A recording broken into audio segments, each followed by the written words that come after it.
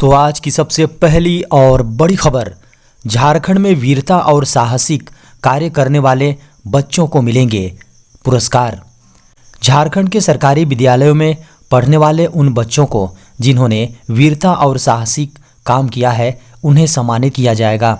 उन्हें इसके लिए पुरस्कृत भी किया जाएगा। खबरों को माने तो झारखंड के ऐसे वीर और साहसी बच्चों को केंद्र सरकार की वीर गाथा पुरस्कार के तहत चयनित किया जाएगा। इसके लिए झारखंड से 30 अक्टूबर तक आवेदन किए जा सकते हैं। बता दें कि झारखंड के सभी जिलों से आवेदन को लेकर स्कूली शिक्षा व साक्षरता विभाग ने जिलों को निर्देश दे दिए हैं। वीर गाथा पुरस्कार के लिए 3 लेवल पर बच्चों का चयन किया जाएगा। इसकी शुरुआत प्रखंड स्तर से किया जाएगा। इसके बाद डिस्ट्रिक्ट से लेकर राष्ट्रीय स्तर तक ऐसे बच्चे चयनित होंगे और सम्मानित किए जाएंगे। जिला स्तर पर 4 और राज्य स्तर पर 8 विजेताओं का चयन होगा। वहीं राष्ट्रीय स्तर पर पूरे झारखंड से 100 बच्चे चयनित होंगे। उन्हें पुरस्कार के रूप में 10-10 हज़ार रुपये दिए जाएंगे। इस पुरस्कार को देने के पीछे का उद्देश्य सशस्त्र बलों की बहादुरी के कामों को आम जनों के सामने लाना है। सभी प्रक्रिया पूरी करने के बाद पुरस्कार की घोषणा की जाएगी। राष्ट्रीय स्तर के विजेताओं की घोषणा राष्ट्रीय स्तर की समिति करेगी। यह घोषणा 1 दिसंबर को की जाएगी। इसके बाद राज्यों और जिलों को भी अपने विजेताओं की घोषणा करनी होगी।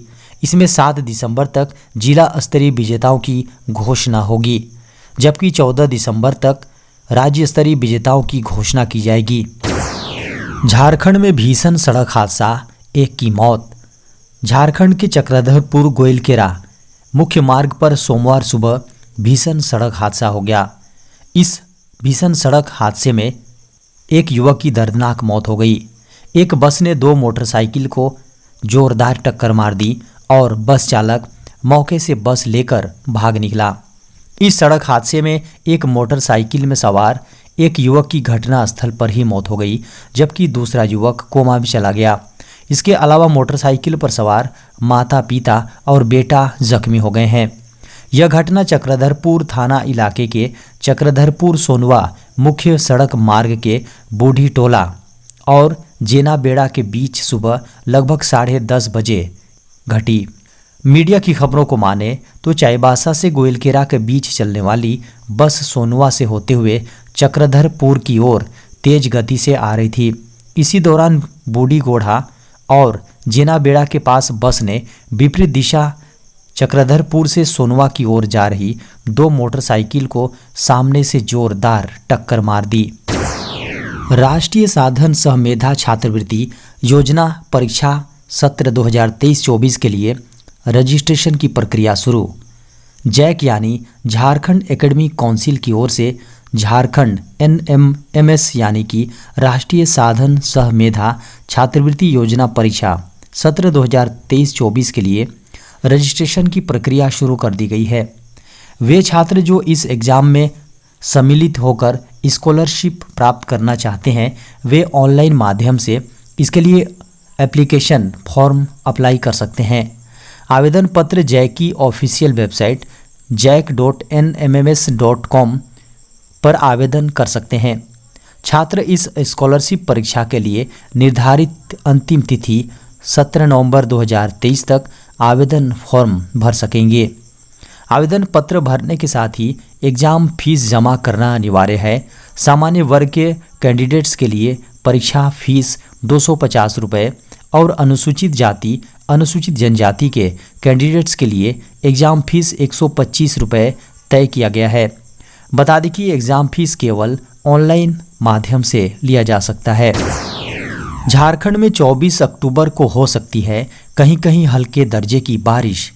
झारखंड में 24 अक्टूबर को हल्के दर्जे की बारिश की संभावना मौसम विभाग ने जताया है। 25 अक्टूबर से मौसम के साफ और शुष्क रहने का अनुमान है। इस दौरान तापमान भी गिर सकता है। इससे झारखंड के कई जिलों में आकाश में बादल छाए रह सकते हैं। बंगाल की खाड़ी में साइक्लोन बन रहा है। मंगलवार से इसका असर दिख सकता है। मौसम केंद्र ने पूर्वानुमान जताया है कि सोमवार और मंगलवार को झारखंड की राजधानी में भी इसका असर दिखाई पड़ सकता है। सोमवार की शाम से आकाश में बादल छाए रह सकते हैं। मौसम विभाग का कहना है कि साइक्लोन निर्माण का विशेषकर ओडिशा और पश्चिम बंगाल से सटे जिलों में विशेष असर हो सकता है। इसका आंशिक असर मध्य इलाकों में भी हो सकता है। खबरों को माने तो अगले 12 घंटों में पश्चिम की ओर सर्कुलेशन जाएगा, उसके बाद उत्तर पूर्व दिशा की ओर जा सकता है। इसकी गति 70 किलोमीटर प्रति घंटे तक हो सकती है। इसे एक मध्यम दर्जे का साइक्लोन कहा जा सकता है। यह बांग्लादेश और पश्चिम बंगाल की ओर जाएगा। इसके असर से देश के पूर्वी इलाकों में अधिक असर रहेगा। बड़ी खबर है, जमशेदपुर के बाड़ाबांकी डैम में डूबने से 2 बच्चों की मौत। झारखंड के जमशेदपुर के एमजीएम थाना इलाके अंतर्गत बाड़ाबांकी डैम में डूबने से 2 छात्रों की मौत हो गई है, जबकि तीसरा छात्र बच गया। यह घटना रविवार देर शाम की है। खबरों को माने तो दोनों छात्र बिरसा नगर के रहने वाले थे। इधर पुलिस ने दोनों छात्रों के शव को पोस्टमार्टम के लिए एमजीएम मेडिकल कॉलेज भेज दिया है। मीडिया की खबरों को माने तो तीनों छात्र एक साथ फुटबॉल खेलने की बात कहकर घर से निकले थे। उसके बाद तीनों घर में बिना किसी को बताए बाड़ाबांकी डैम स्कूटी से घूमने चले गए, जहां नहाने के दौरान यह हादसा हुआ। हालांकि इस घटना में एक छात्र की जान बच गई, जिसके बाद उसने दोनों के परिजनों को फ़ोन कर इसकी सूचना दी। इसके बाद दोनों परिवार के लोग और एमजीएम थाना की पुलिस मौके पर पहुंची और दोनों छात्रों को ढूंढने का प्रयत्न किया, लेकिन सफलता नहीं मिली। इसके बाद सोमवार की सुबह डैम का फाटक बंद कर पानी कम किया गया, जिसके बाद दोनों छात्रों के शव को पानी से बाहर निकाला गया। बताया जा रहा है कि राइन एलएफएस टेल्को स्कूल में 9वीं का छात्र था, जबकि रोबी लोयलाई बिष्टुपुर के क्लास 10वीं का छात्र था। झारखंड में 10 महीने में 2000 से अधिक लोग संक्रमित हुए डेंगू से। झारखंड में इस वर्ष 10 महीने में 2000 से अधिक लोग डेंगू से संक्रमित हुए हैं। इसके अलावा चिकनगुनिया और जापानी इंसेफ्लाइटिस का भी खतरा बढ़ा है। बता दें कि पहले मलेरिया के कारण से बदनाम झारखंड में डेंगू, चिकनगुनिया और जापानी इंसेफ्लाइटिस की, जी हाँ, इसे इंसेफ्लाइटिस भी हेल्थ डिपार्टमेंट के लिए चिंता का विषय बनता जा रहा है। 2018-19 के बाद इस वर्ष झारखंड में डेंगू एक बार फिर से इस वर्ष बड़ी संख्या में लोगों को चपेट में लिया है। झारखंड के 24 में से 22 जिलों में डेंगू के मामलों की पुष्टि हुई है। हेल्थ डिपार्टमेंट से मिली अपडेट को माने तो इस वर्ष झारखंड में 2101 डेंगू के कन्फर्म मामले मिल चुके हैं। 1 जनवरी 2023 से लेकर 19 अक्टूबर 2023 तक झारखंड में मिले 2101 डेंगू मरीज में से आधे से अधिक संख्या पूर्वी सिंहभूम जिले की है, जहां सबसे अधिक मामले 1124 हैं। वहीं झारखंड की राजधानी रांची में 112, साहिबगंज में 221, सरायकेला खरसावां में 130, दुमका में 85, देवघर में 69, हजारीबाग में 63, धनबाद में 55, पश्चिमी सिंहभूम में 33 डेंगू के कन्फर्म मामले मिल चुके हैं। बता दें कि झारखंड में इस वर्ष डेंगू की तरह ही चिकनगुनिया ने भी पांव पसार दिया है। साथ ही चिकनगुनिया और डेंगू के साथ साथ अब जापानी इंसेफ्लाइटिस का भी खतरा बढ़ने लगा है। झारखंड में अभी तक लगभग 67 कन्फर्म मामले इस वर्ष मिल चुके हैं। सीसीआई के इन 32 पदों के लिए ऑफलाइन मोड में कर सकते हैं आवेदन। सीमेंट कॉरपोरेशन ऑफ इंडिया यानी सीसीआई ने विभिन्न श्रेणियों में 32 पदों के लिए रिक्रूटमेंट ड्राइव का आयोजन किया है, जिसे नौकरी की उम्मीद रखने वाले लोगों के लिए एक सुनहरा अवसर है। यदि आप सीसीआई टीम में इंजीनियर, ऑफिसर या चार्टर्ड अकाउंटेंट के रूप में शामिल होने में रुचि रखते हैं तो इन पदों के लिए आवेदन कर सकते हैं। बता दें कि इन पदों पर आवेदन के लिए उम्र सीमा 31 अक्टूबर 2023 को 35 वर्ष और उम्र सीमा में छूट की व्यवस्था है। इन पदों के लिए योग्यता के रूप में इंजीनियरिंग में संबंधित विषय में एक इंजीनियरिंग डिग्री पूरी की होनी चाहिए। साथ ही ऑफिसर पद के लिए आपको पद के चयन के आधार पर एमबीए डिग्री या संबंधित मास्टर्स डिग्री होनी जरूरी है। साथ ही चार्टर्ड अकाउंटेंट के लिए चार्टर्ड अकाउंटेंट फाइनल एग्जाम में पास होना जरूरी है। शैक्षिक योग्यता और आवश्यक काम अनुभव के बारे में अतिरिक्त जानकारी आधिकारिक अधिसूचना में उपलब्ध है। झारखंड में फिजियोथेरेपिस्ट नियमावली के गठन को लेकर सरकार ने मांगे सुझाव। झारखंड में राज्य फिजियोथेरेपिस्ट की नियुक्ति के लिए सरकार ने प्रक्रिया शुरू कर दी है। फिजियोथेरेपिस्ट नियमावली के गठन को लेकर सरकार ने सुझाव भी मांगा है। हेल्थ डिपार्टमेंट की ओर से झारखंड राज्य फिजियोथेरेपिस्ट ऑक्यूपेशनल थेरापिस्ट संवर्ग नियमावली 2023 का प्रारूप तय करते हुए इस पर संबंधित व्यक्तियों से सुझाव मांगा गया है। बता दें कि यह सुझाव jharkhand.gov.in पर अपलोड है, जिसका प्रारूप डाउनलोड कर दिया जा सकता है। नियमावली का अध्ययन करते हुए इस पर अपना सुझाव मंतव्य आपत्ति नेपाल हाउस स्थित स्वास्थ्य विभाग के कार्यालय या ईमेल hlthdeppt.fdi@gmail.com पर 31 अक्टूबर तक भेज सकते हैं। नियमावली प्रारूप पर मिले सुझाव के आधार पर इसे अंतिम रूप दिया जाएगा। नियमावली के लागू होने के बाद झारखंड में फिजियोथेरेपिस्ट ऑक्यूपेशनल थेरापिस्ट संवर्ग में सीधी भर्ती की जा सकेगी। बता दें कि यह भर्ती झारखंड कर्मचारी चयन आयोग के माध्यम से लिखित परीक्षा के आधार पर होगी। मंत्रालय ने कहा, भारत बना रहेगा सबसे तेजी से वृद्धि करने वाली अर्थव्यवस्था। मजबूत घरेलू बुनियाद और मुद्रास्फीति में नरमी की उम्मीदों के चलते भारत वित्त वर्ष 2023-24 में दुनिया की सबसे तेजी से वृद्धि करने वाली प्रमुख अर्थव्यवस्था बना रहेगा। वित्त मंत्रालय की मासिक आर्थिक समीक्षा यानी मंथली इकोनॉमिक रिव्यू के सितंबर संस्करण में यह भी कहा गया है कि पर्शियन गल्फ में हाल के घटनाक्रमों से वैश्विक अनिश्चितताएं बढ़ गई हैं और स्थिति कैसे डेवलप होती हैं उस आधार पर कच्चे तेल की कीमतें बढ़ सकती हैं। इसके अलावा अमेरिकी ट्रेजरी की निरंतर आपूर्ति और अमेरिका में निरंतर प्रतिबंधात्मक मौद्रिक नीति वित्तीय स्थितियों को प्रतिबंधात्मक बना सकता है। मौजूदा स्तरों पर अमेरिकी शेयर बाजारों में ऊपर की तुलना में अधिक नकारात्मक जोखिम है। रिपोर्ट में कहा गया है कि यदि गिरावट का जोखिम बढ़ता है तो इसका अन्य बाजारों पर प्रभाव पड़ेगा। समीक्षा में कहा गया है कि भयावह भू राजनीतिक स्थितियां वैश्विक जोखिम विचलन में सामान्य वृद्धि का कारण बन सकती हैं। यदि ये जोखिम और बिगड़ते हैं और बने रहते हैं तो वे भारत सहित अन्य देशों में आर्थिक गतिविधियों को प्रभावित कर सकते हैं। हालांकि रिपोर्ट में इस बात पर जोर दिया गया है कि वित्त वर्ष 2023-24 के लिए भारत का व्यापक आर्थिक दृष्टिकोण उज्ज्वल है और मजबूत घरेलू बुनियादी कारकों से मजबूत है। निजी खपत के साथ साथ निवेश की मांग भी मजबूत हो रही है। इलेक्ट्रिक वाहनों की चार्जिंग के लिए नियम बनाने की तैयारी में सरकार।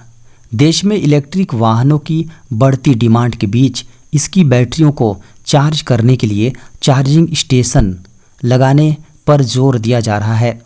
मीडिया की खबरों को माने तो केंद्र की मोदी सरकार इलेक्ट्रिक वाहनों के लिए मानक चार्जिंग नियम बनाने की तैयारी में जुट गई है। कहा जा रहा है कि देश में इलेक्ट्रिक वाहनों की बढ़ती मांग और लोकप्रियता के बीच सरकार ने यह कदम उठाने का निर्णय लिया है। मीडिया की खबरों को माने तो इलेक्ट्रिक वाहन उद्योग से जुड़े संबंधित पक्षों ने सरकार के सामने भारत में चार्जिंग ढांचे में एकरूपता के अभाव पर चिंता जताई थी। लोगों का कहना है कि चार्जिंग ढांचे में एकरूपता की कमी के कारण से इलेक्ट्रिक वाहन क्षेत्र को काफ़ी कठिनाइयों का सामना करना पड़ रहा है। खबरों को माने तो सरकार के इस कदम का लक्ष्य इलेक्ट्रिक वाहन उद्योग में एक समान मानक निर्धारित करना है। सरकार ने जो प्रस्ताव तैयार किया है उसमें कहा गया है कि भारत में सभी प्रकार के इलेक्ट्रिक वाहनों के लिए एक जैसे चार्जिंग मानक बनाए जाएंगे। दूसरा विकल्प 2 मानक तैयार करना है, जिनमें एक 2 पहिया एवं तिपहिया के लिए और दूसरा 4 पहिया वाहन के लिए होगा। भारत में बने सौर पैनल को लेकर सरकार उठाएगी अब ये कदम। मोदी सरकार की ओर से अब एक अहम निर्णय लिया गया है। सरकार अगले 3 से 4 साल में घरेलू स्तर पर निर्मित सेल, वेफर्स और पॉलीसिलिकॉन से बने सौर पैनल को मॉडल रजिस्टर करने की योजना बना रही है। सरकार ने सौर पैनल के घरेलू विनिर्माण को बढ़ावा देने के लिए ALMM की शुरुआत की थी। मंत्री ने कहा है कि हम केवल उन मॉड्यूल की सुरक्षा करेंगे जो भारत में बने सेल हैं। 1 या 2 साल में हम ऐसी नीति लाएंगे कि वेफर्स और पॉलीसिलिकॉन भी भारत में बनने चाहिए। उन्होंने कहा कि हम केवल उन्हीं कंपनियों को ALMM के तहत रजिस्टर करते हैं जिनके सेल, वेफर्स और पॉलीसिलिकॉन भारत निर्मित हैं। इस कदम से मेक इन इंडिया के लक्ष्य को आगे बढ़ाने में मदद मिलेगी। सरकार अगले कुछ वर्षों में सौर पैनलों के आयात को बढ़ावा नहीं देगी। मंत्री ने कहा है कि आप बाहर से सेल आयात करते हैं और यहाँ उसे असेंबल करते हैं, फिर यह कहकर बेचते हैं कि यह भारत में बना है, जबकि यह 90% चीन में बना है। ऐसा अब नहीं चलेगा। सरकार ने तांबे के उत्पादों, ड्रम, टीन, कंटेनर के लिए अनिवार्य गुणवत्ता मानदंड किए जारी। सरकार ने घटिया वस्तुओं के आयात पर अंकुश लगाने और घरेलू विनिर्माण को बढ़ावा देने के लिए तांबे के उत्पादों, ड्रम और टीन कंटेनर के लिए अनिवार्य गुणवत्ता मानदंड जारी किए हैं। उद्योग एवं आंतरिक व्यापार संवर्धन विभाग द्वारा 20 अक्टूबर को 2 अलग अलग अधिसूचनाएं, ड्रम व टीन गुणवत्ता नियंत्रण आदेश 2023 और तांबा उत्पाद गुणवत्ता नियंत्रण आदेश 2023 जारी किए गए हैं। इन 2 आदेशों के तहत वस्तुओं का उत्पादन, बिक्री, व्यापार, आयात और भंडारण तब तक नहीं किया जा सकता जब तक कि उन पर भारतीय मानक ब्यूरो यानी BIS का चिन्ह न हो। DPIIT ने कहा है कि ये आदेश इस अधिसूचना के प्रकाशन की तारीख से 6 महीने पर प्रभावी होंगे। तांबे तथा इसकी मिश्र धातुओं का इस्तेमाल बिजली उत्पादन, बिजली पारेषण, दूरसंचार, विद्युत सर्किट और कई उपकरणों में किया जाता है। इसलिए तांबे के उत्पादों को सर्वोत्तम गुणवत्ता का होना जरूरी है और किसी भी कीमत पर शुद्धता से समझौता नहीं किया जाना चाहिए। इस आदेश के अंतर्गत तांबे के 9 उत्पादों में विद्युत अनुप्रयोगों के लिए तार की छड़ें शामिल हैं। कंडेंसर व हीट एक्सचेंजर्स के लिए ठोस तांबे व तांबे की ट्यूब, फ्रिज तथा एयर कंडीशनिंग के लिए इस्तेमाल होने वाली तांबे की ट्यूब भी इसके तहत आती हैं। विभाग ने कहा है कि घरेलू लघु सूक्ष्म उद्योगों की सुरक्षा के लिए QCO गुणवत्ता नियंत्रण आदेश के सुचारू क्रियान्वयन, व्यापार करने में आसानी को सुनिश्चित करने के लिए लघु सूक्ष्म उद्योगों को समय सीमा के संबंध में छूट दी गई है। लघु उद्योगों को अतिरिक्त 3 महीने और सूक्ष्म उद्योगों को अतिरिक्त 6 महीने का समय दिया गया है। इसी तरह ड्रम और टीन का उपयोग मूल रूप से कई अलग अलग प्रकार के जहरीले, ज्वलनशील तथा खतरनाक पदार्थों के भंडारण और परिवहन के लिए किया जाता है। अपशिष्ट प्रबंधन, स्वास्थ्य देखभाल और खाद्य सेवाओं सहित उद्योगों में इनका व्यापक रूप से उपयोग किया जाता है। भारत में कोविड-19 के मिले 9 नए मामले। भारत में एक दिन में कोरोना वायरस संक्रमण के 9 नए मामले सामने आए हैं, जबकि उपचाराधीन मरीजों की संख्या 245 है। केंद्रीय स्वास्थ्य मंत्रालय ने सोमवार को इसकी जानकारी दी। मंत्रालय की ओर से सोमवार को सुबह 8 बजे जारी ताज़ा आंकड़ों को माने तो देश में कोविड-19 से जान गंवाने वाले लोगों की कुल संख्या 5,33,291 है। वहीं संक्रमण के कुल मामले 4,50,01,061 हो गए हैं। मंत्रालय की वेबसाइट को माने तो संक्रमण से रिकवर होने वाले लोगों की कुल संख्या बढ़कर 4,44,67,525 हो गई हैं।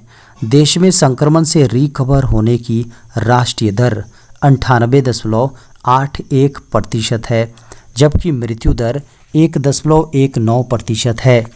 मंत्रालय के अनुसार भारत में अब तक कोविड-19 रोधी टीकों की 220.67 करोड़ खुराक दी जा चुकी है।